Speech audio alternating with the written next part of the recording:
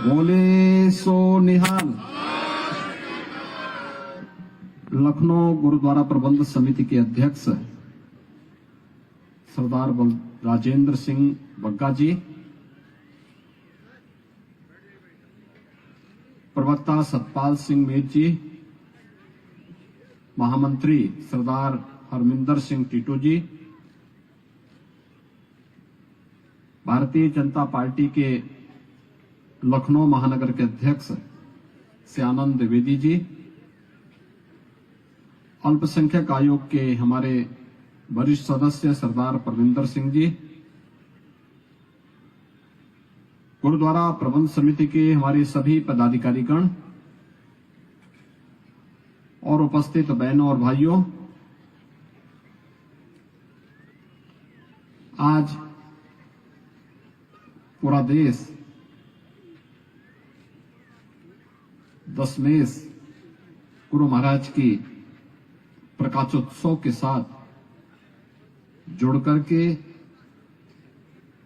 उनकी स्मृतियों को नमन करते हुए एक नई प्रेरणा प्राप्त कर रहा है। इस अवसर पर आप सबको और पूरे प्रदेशवासियों को मैं प्रकाश पर्व की हृदय से बधाई देता हूं, अपनी शुभकामनाएं देता हूं। हम सब जानते हैं गुरु गोविंद सिंह जी महाराज एक शहीद पिता के पुत्र हैं, तो शहीद पुत्रों के पिता भी हैं। गुरु तेग बहादुर जी महाराज ने शहादत की जो एक श्रृंखला धर्म की स्थापना के लिए, सत्य और न्याय की स्थापना के लिए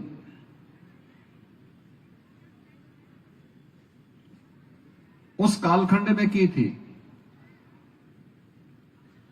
उसी परंपरा का आगे बढ़ाते हुए गुरु गोविंद सिंह जी महाराज ने अपने आप को समर्पित किया।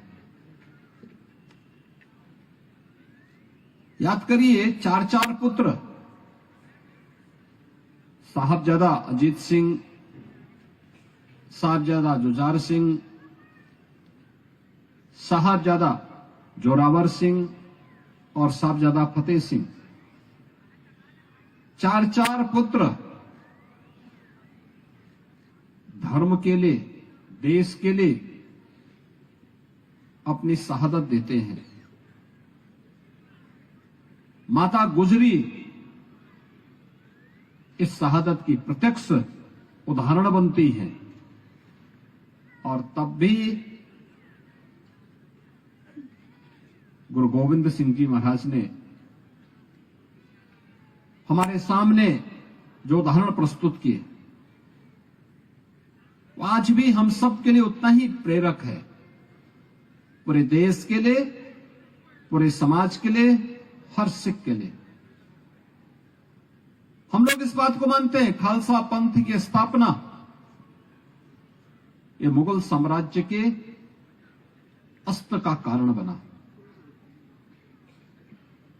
उनके पतन का कारण बना। औरंगजेब हो या वजीर खान, उन्होंने जो कृत्य किया था,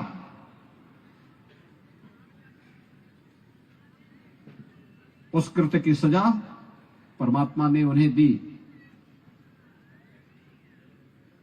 लेकिन इतिहास में यह देखने को बहुत कम मिलता है कि कई कई पीढ़ियां देश और धर्म के लिए अपने आप को बलिदान कर दे। और आज जब हम यहां पे गुरु महाराज की इस पावन प्रकाशोत्सव कार्यक्रम के साथ जुड़ रहे हैं, तो प्रेरणा हम सबको एक नई शक्ति प्रदान करता है। ये हमारा सौभाग्य है कि लखनऊ गुरुद्वारा प्रबंध समिति के द्वारा जो मांग 2019-20 में राज्य सरकार के सामने रखी गई थी, और सन 2018-19 में गुरु नानक देव जी महाराज के 550वें प्रकाश पर्व के अवसर पर जो महान कीर्तन कार्यक्रम दरबार मुख्यमंत्री आवास पे आयोजित हुआ था, इसके उपरांत कोरोना जैसी महामारी का सामना करते हुए भी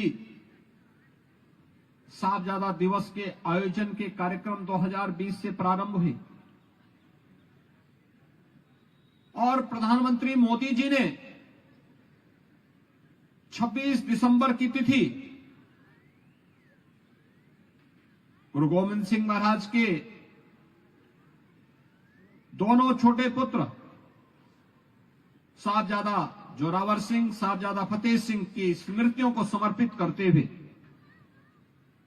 वीर बाल दिवस, साहबजादा दिवस के रूप में इस दिवस को राष्ट्रीय स्तर पर आयोजित करने का निर्णय लिया। और आज हम सब इस पर्व के साथ जब जुड़ते हैं तो भारत के कोटि कोटि नौजवानों के लिए वह एक नई प्रेरणा होती है। 7 साल और 9 साल की उम्र क्या होती है? क्या उम्र होती है जब साहबजादा अजीत सिंह और जुझार सिंह युद्ध के मैदान में वीरगति को प्राप्त होते हैं।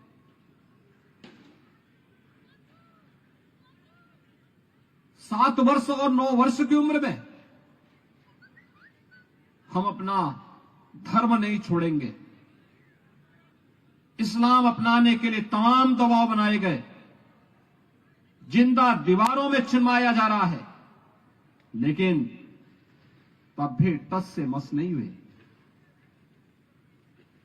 इतनी मजबूत नींव है सिख पंथ की, और इस मजबूत पंथ पर जुड़ा हुआ जुझारूपन आज हम सब के अंदर देखा जा सकता है। सिख जहां कहीं भी रहता है, अपने परिश्रम के लिए, अपने पुरुषार्थ के लिए, अपनी सेवा कार्य के लिए जाना जाता है।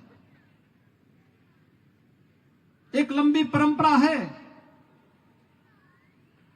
देश और धर्म के लिए मर मिटने के लिए, जिन्होंने हर समय अपने आप को तैयार किया। और गुरु गोविंद सिंह जी महाराज तो एक दिव्य महापुरुष थे।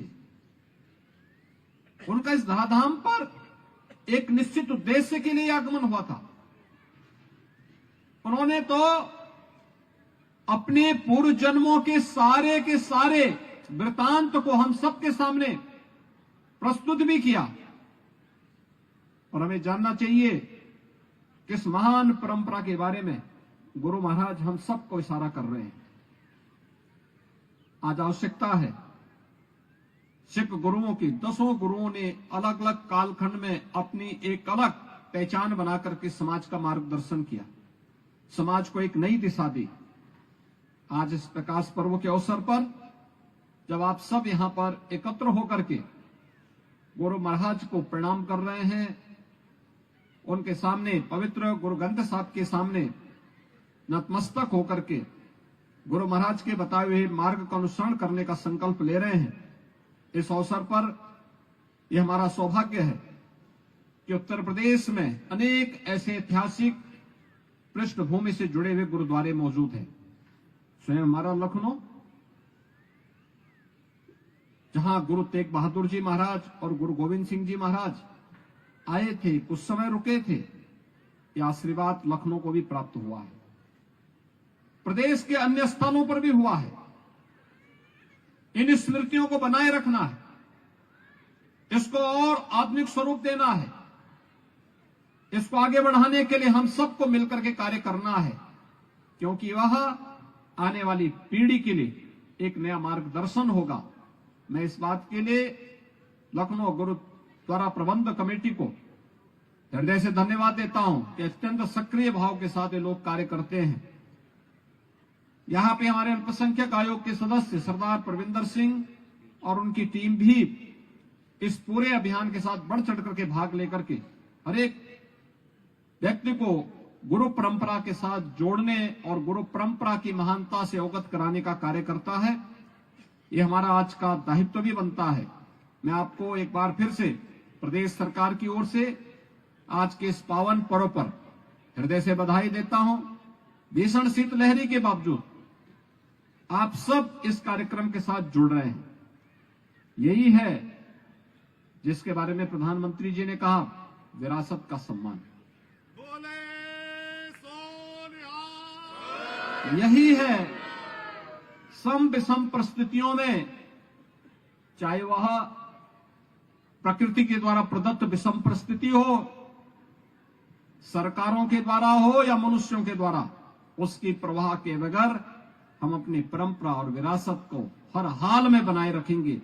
और उसके लिए आज आप सब यहां एकत्र हुए हैं। आप सबको मैं एक बार फिर से इस पावन पर्व की लख लख बधाई देता हूं, अपनी शुभकामनाएं देता हूं। गुरु महाराज से ही प्रार्थना करता हूं कि हमें इतनी शक्ति दे कि हम उनके मार्ग का अनुसरण करते हुए देश और समाज के लिए कुछ कर सकेंगे। आप सबको मेरी लख लख बधाई। बोले सो निहाल, बोले सो निहाल।